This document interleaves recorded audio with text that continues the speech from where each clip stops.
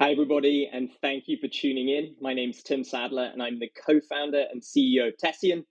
We are joined by an incredible thought leader today. Please give a big welcome to Helen Rabe. Helen, could you please quickly introduce yourself? Good afternoon, Tim. It's good to see you again. And thank you for this opportunity. My name is Helen Rabe. I am the CISO for the BBC.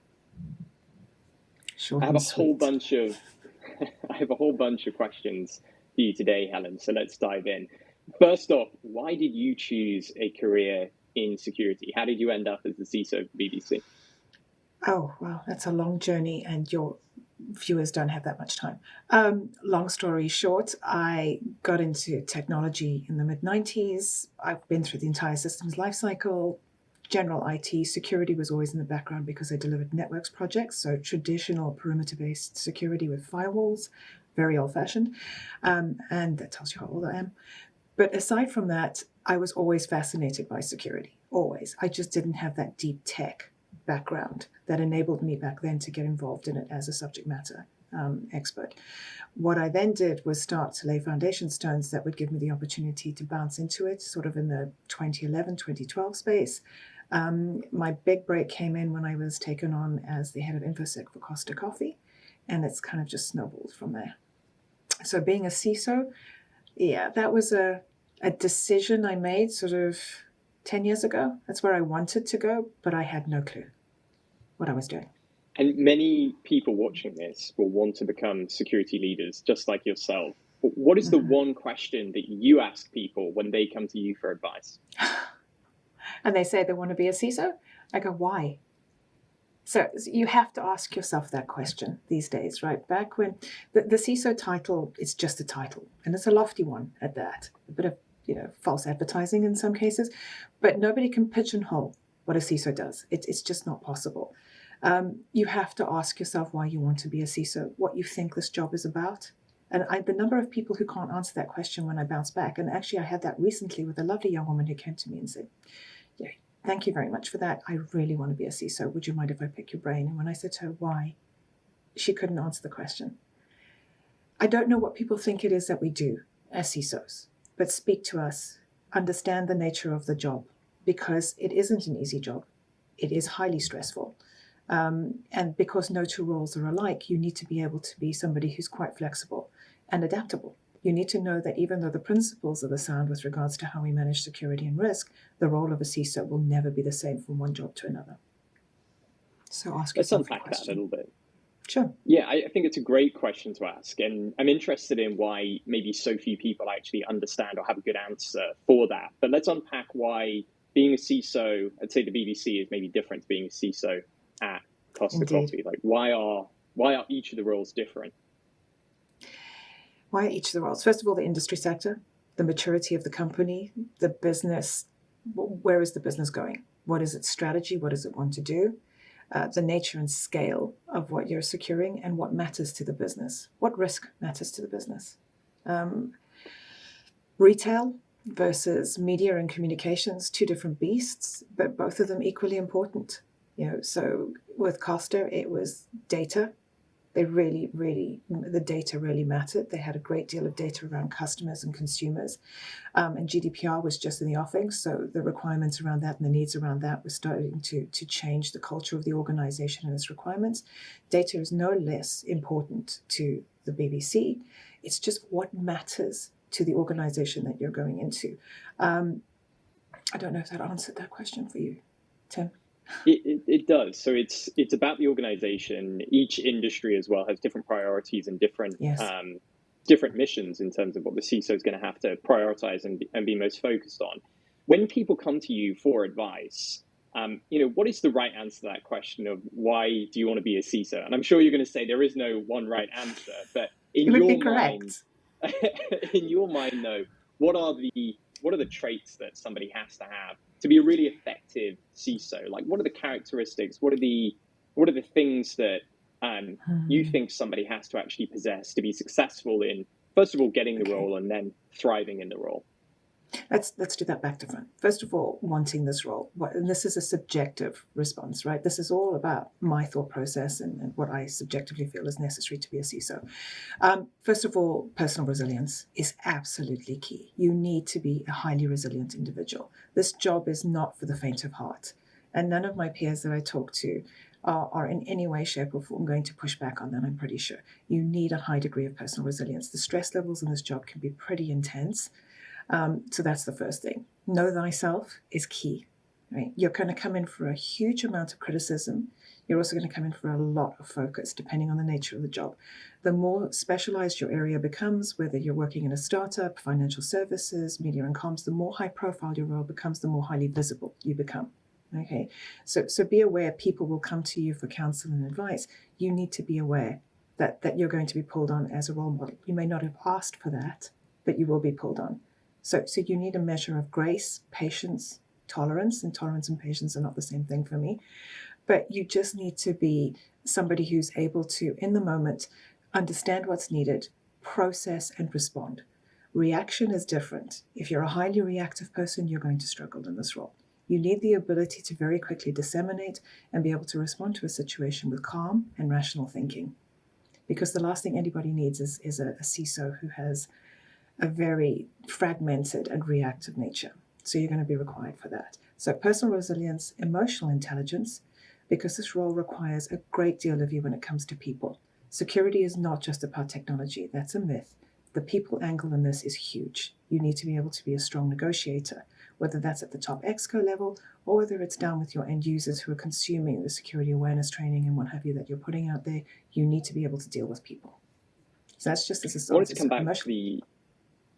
Yep. No, sorry, Helen. I wanted to come back to the point on the technical aspects of the role in a moment, but maybe before we go there, you've been in this industry for a long time. What have your lessons learned been in terms of building resilience for yourself?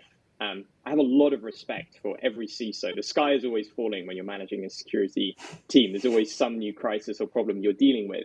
What journey have you been on as a CISO, and how do you remain resilient even in the face of adversity? I think that's a personal disposition, right? So I can't speak for everybody else. I am, contrary to what many think, a high-end introvert. So when it comes to my downtime, I switch off. I do have the ability to step away from my job. I cannot solve all the problems that we're facing as a CISO and as security teams. It's just not possible. So there needs to become a measure of acceptance. You can't solve all these problems. You have to be smart about it and efficient about what you're going to be able to resolve. And that needs time and energy to focus on what matters. And that's why your teams, and really delegation on those teams, your teams and your trust in those matters. But for me, the switch off is important. If you keep that internalized all the time, you're going to burn yourself out. We cannot be all things to all people, and we cannot solve all the problems that come our way. And you need to be very open about that with your leadership teams and with your own teams. It's a measure of humility, I guess. For me personally, I make it clear to everybody, I can manage risk, but I can't solve all these problems. And I know that. And we know that at some point the sky will fall, all right? But we've got to be ready for that. So plan for that to the best of your abilities. And control is an illusion. We're not able to control everything. So therefore, if you've got as much of your resilience planning, you've done the right things, that's what you can do. Accept it. Don't hold on to it and don't fester with it.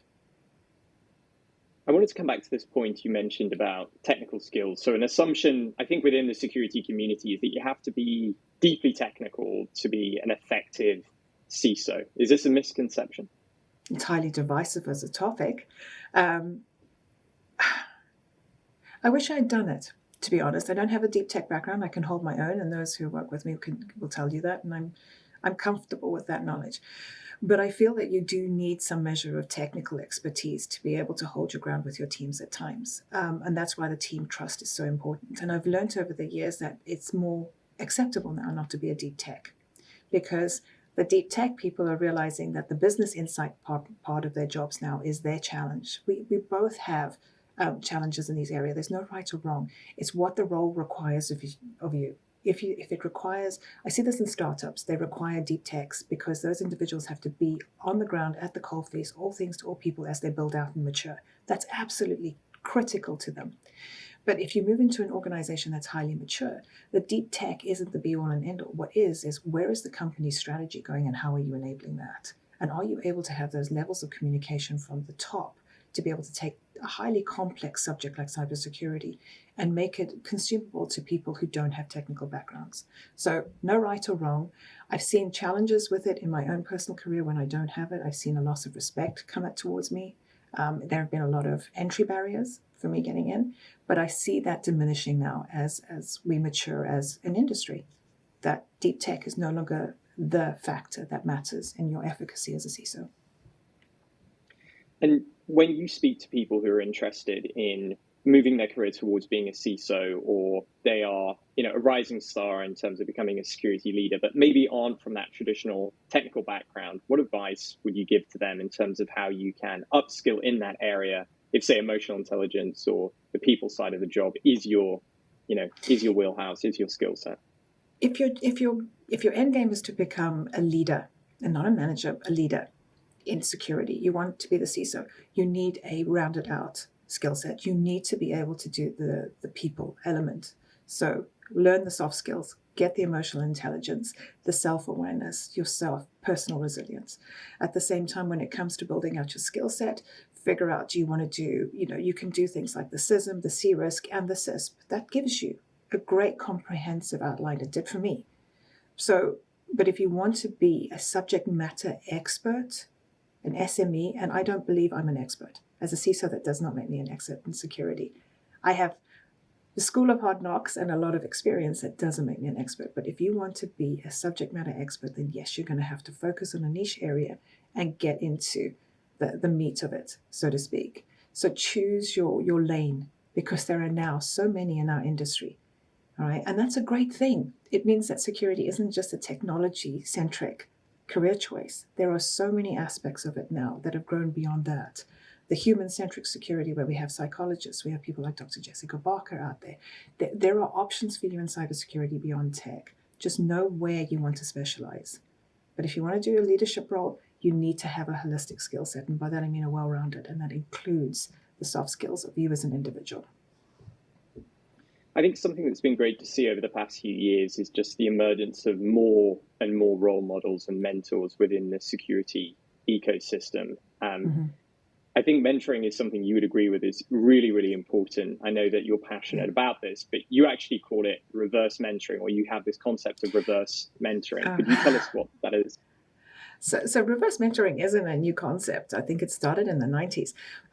So as a mentor, and I do mentor people, I love reverse mentoring. And here's why. Because I have a blind spot with generations. And those who know me well will the younger generations are a mystery to me sometimes. So what I've done is I've gone to junior members of my teams, and I have a 6-month rotating cycle where I select 4 over a 6-month period. And every 2 weeks they meet with me and I learn from them, right? It's what are the new tech, what's the new tech coming up? Just getting into the understanding of their mindsets and how they operate. We tend to think we know everything at our age, and we've been there and done it. We've earned a lot of wisdom. So this is a mutually beneficial relationship where they're helping me to understand what makes them tick and where my blind spots are with current managerial or leadership skills. And at the same time, I'm coaching them in situ. And it's a lot of fun, but it helps me to understand when you've got such a vast team and such a huge scope, it helps me to understand where I need to be better with the people that I manage. Because I don't just manage my SLT, I manage this vast resource pool of individuals who are, multifaceted. And my leadership style is my leadership style, but I don't know that it's being well received by the people who I lead. So they help me to understand that. Sometimes it's like being in the prisoner's chair. It's a bit brutal to get that level of feedback because it can't be pretty sometimes, but it's honest feedback and it's good to be, receiving it. So yeah, I enjoy reverse mentoring. That's incredible advice. Thank you, Helen. To wrap us up today, I'd be remiss if I didn't ask you, what's your opinion in terms of the biggest challenges facing security leaders over the next 1 to 2 years? What's on the horizon? What do you think CISOs around the world are going to have to grapple with over these next 2 years? I wish I could speak for the others. I can't. I'm going to speak for myself. My biggest challenge is it's just the threat landscape just keeps growing. Just keeps growing. It's getting bigger and bigger. It's very difficult to keep up with this. And that's driven by growth, right? So our businesses, hyper growth is the way that a business is now thinking. So we have to keep up with that. And this growing threat landscape means more collaboration with the likes of our AppSec and DevOps teams. So stronger collaboration relationships across. So we don't have these centralized security teams anymore. I don't think that's going to change. An ever-evolving compliance landscape, and that's not just for the traditional likes of financial services or health. The compliance landscape is evolving along with new privacy regulations. So our focus on compliance is also going to have to become a lot more focused and intense. It's ever evolving. It doesn't sit still. So it's just keeping up with the pace of that and the scale of it. So many Helen, things. thank you so much for answering these questions and spending time with us today. It's been a pleasure. Thank you very much, Tim.